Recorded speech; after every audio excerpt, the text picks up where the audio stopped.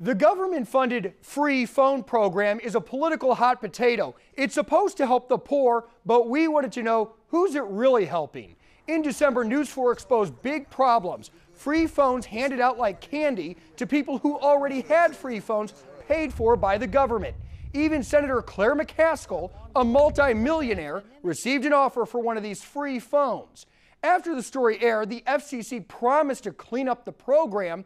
It's been a few months, there are still problems, and we found one company that's collecting more money than you can imagine, leading us to ask, is this why we're broke? This generic-looking envelope, why would I be receiving this, has ended up in mailboxes across St. Louis. I saw that there was a free phone available. And all of these people, including one of our reporters, I got one of these in the mail. It says, free phone department, you have been pre-selected. Have one thing in common. This was sent to my law office. Each of them received an offer for a government-paid-for phone, but none of them are low income. Not even close. When they're sending lawyers an opportunity to get a free phone, you wonder just how well they're screening. Tear it open, it reveals an offer from Syntex Wireless. In December, the Missouri Public Service Commission approved Syntex to offer government-funded phones to low-income Missourians.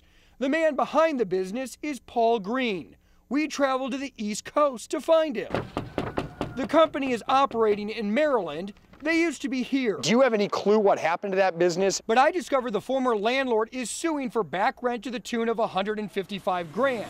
So Green moved his company to this old beat-up furniture store outside Washington, D.C. How you doing today? Fantastic. This certainly didn't look like a company that's collected more than $8 million from this federal program, and that since August. I was greeted by this guy.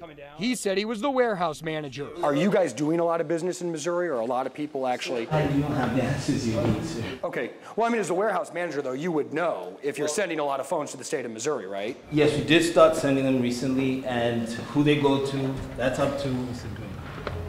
That's up to who? Mr. Paul Green. Green was on spring break when I showed up.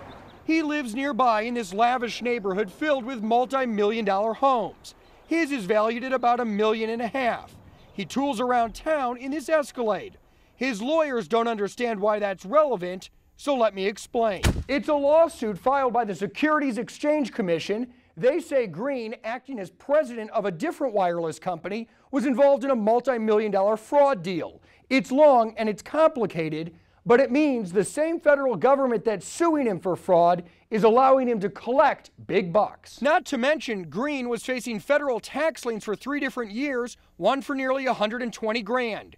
Records show he paid up in December. Talk about good timing. Those liens were satisfied a few months after the cash started rolling in from that free federal phone program. I asked the chairman of the Missouri Public Service Commission if any of this raises concerns. I just have to ask the question if he's the best candidate to be authorized to do this. Kevin Gunn says it is a concern and that Syntex is under investigation, which leads us back to this. I'm a very successful business person and they're offering me a free cell phone. Gunn says this offer may violate Missouri guidelines. The commission says marketing should be directed at low-income Missourians and should not be sent to everybody. Syntex offer says you have been selected for a free phone, then it asks you to prove you're eligible. It also says you can't sign up if you already get a free phone. Get your free government phones today. But as we saw in December with a different company, that requirement didn't stop people on this corner from signing up to multiple phones. So I asked a Syntex manager if that's a problem with their company. How do you know they're not already signed up for another free government cell phone? As long as they sign, because they have to sign the application saying that they do not have another lifeline program with any other company. And you guys just believe them? Yeah, that's all we're required to do. In an email, I asked Paul Green's attorney if he disputed the claims made in this story. I haven't heard back. But in earlier conversations, I was told Syntex has an attorney on site and they are following the rules. You can bet this is a story we will continue to follow. Chris Negus, News 4.